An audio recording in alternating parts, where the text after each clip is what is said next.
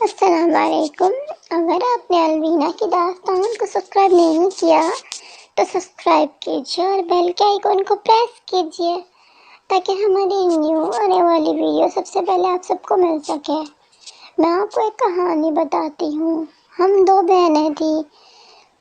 ہمارا گاؤں میں ایک گھر تھا، پیارا سا آشیانہ۔ ہم فیملی میں 4 افراد تھے، 2 بہنیں اور ہمارے ماں باپ۔ میری بڑی بہن کی شادی ہو چکی تھی، وہ بیوہ ہو چکی تھی، اس وجہ سے وہ ہمارے ساتھ ہی رہتی تھی۔ اتنے میں میرا رشتہ آیا تو ماں باپ کو اچھا بھی لگا اور شاید میں اسے پسند بھی کرنے لگی تھی۔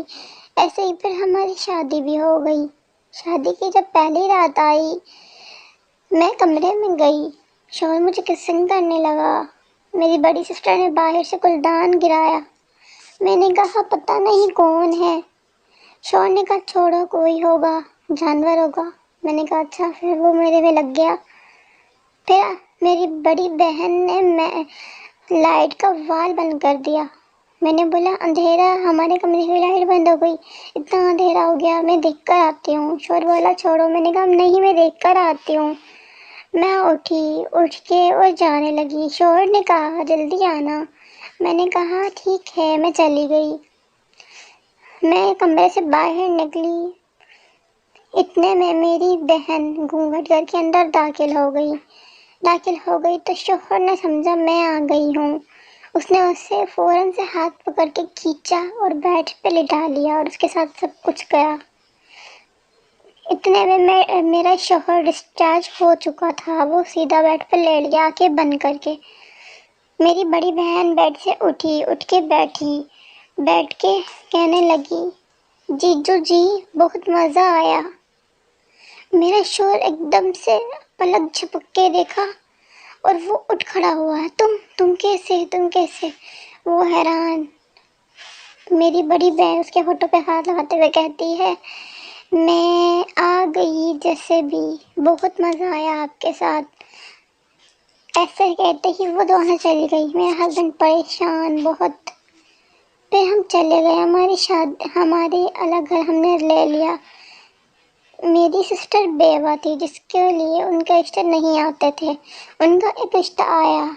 امیر لڑکا ضرور تھا لیکن وہ لڑکا موٹا شرابی ضرور تھا۔ امی ابو کہنے لگے کہ تم مان جاؤ، پھر تم سے شادی کون کرے گا کیونکہ تم بیوہ ہو، ہم مر جائیں گے، تمہیں سائے کی ضرورت ہے، ایسے انہوں نے کہا۔ لڑکی نہیں مان رہی تھی۔ میں نے اپنے ہسبینڈ کو کہا آپ سمجھا دو میری آپی کو، شاید آپ سے مان جائے۔ میں اس سے گیا کمرے میں بات کرنے، مان جاؤ۔ اس نے بولا اچھا، تمہاری خاطر مان جاتی ہوں پر ایک شرط ہے۔ اس نے کہا کیا؟ کہ پہلے تم مجھے لپ کس کرو گے۔ تو میرے ہسبینڈ نے کہا نہیں۔ اس نے بولا ہاں منظور ہے تو بولو۔ پھر وہ چپ ہو گیا۔ اس نے اس کے ساتھ خوب لپ کسنگ کی کر کے پھر بولتے ہاں ٹھیک ہے اب میں مان جاتی ہوں۔ ایسے ہی اس نے شادی بھی کر لی۔ جب میں اپنی ماں کے گھر جاتی، وہ بھی اپنے ہسبینڈ کے گھر سے ماں کے گھر آ جاتی، موقع کا فائدہ اٹھاتی اور وہ میرے ساتھ سیکس کرتی۔ میں اسے کہتی کہ تم ایسا کیوں کرتی ہو؟ وہ نہیں سنتی۔ ایسا ہی چلتا رہا۔ شوہر اس کا اچھا نہیں تھا، وہ شراب پیتا تھا، ہر روز ان کے لڑائی جھگڑے رہتے تھے۔ ایسے ہی کرتے وہ ایک دن شوہر کو چھوڑ آئی۔ شوہر کو جب چھوڑ کر آئی تو ماں باپ غصہ ہونے لگے کہ تم کیوں چھوڑ کر آئی ہو اسے۔ اس نے کہا وہ اچھا نہیں ہے، وہ ایسا ہے ویسا ہے، ایسا وہ کہنے لگی۔ میں کہنے لگی، ماں باپ کہنے لگے کہ آپ اپنے گھر جاؤ، وہ نہیں جا رہی تھی۔ پھر میں نے کہا ماں یہ کیسے جائے گی جب وہ اسے خوشی نہیں رکھتا تو۔ میں نے کہا ٹھیک ہے ماں، امی جان آپ نہیں رکھتی اسے میں رکھوں گی اپنے ساتھ۔ مجھے کیا پتا تھا کہ وہ میرے حق پہ ہی ڈاکہ ڈال رہے ہیں۔ میں اسے اپنے گھر لے گئی۔ میں جب بھی کسی بہانے باہر جاتی پھر وہ میرے گھر پر رہنے لگی۔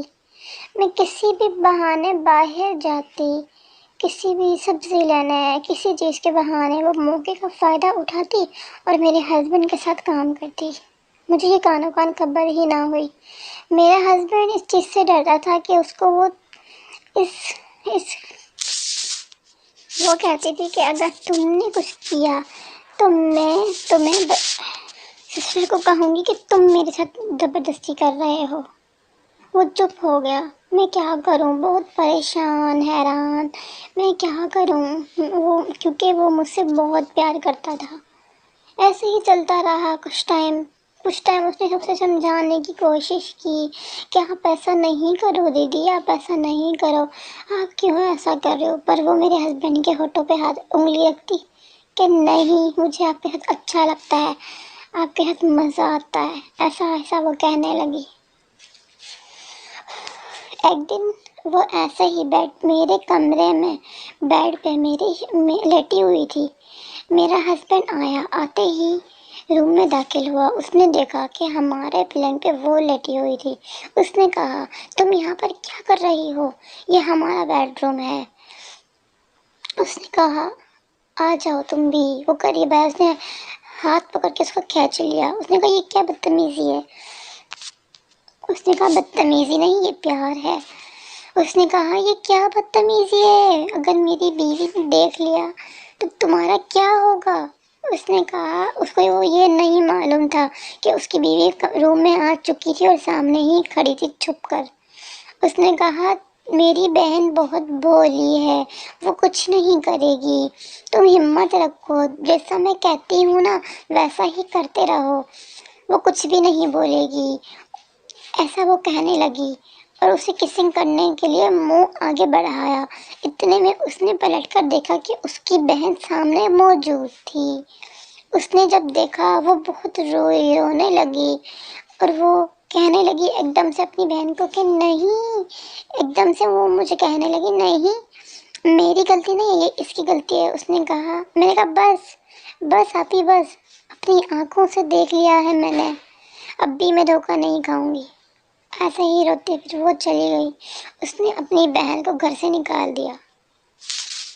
بس دوستو، کہانی یہیں پہ اینڈ ہوتی ہے کہ سالی نے بہنوئی پر گندی نظر رکھی، پر اس کا انجام برا کہ وہ ماں باپ کے گھر سے بھی چلی گئی اور بہن کے گھر سے بھی بے دخل ہو گئی۔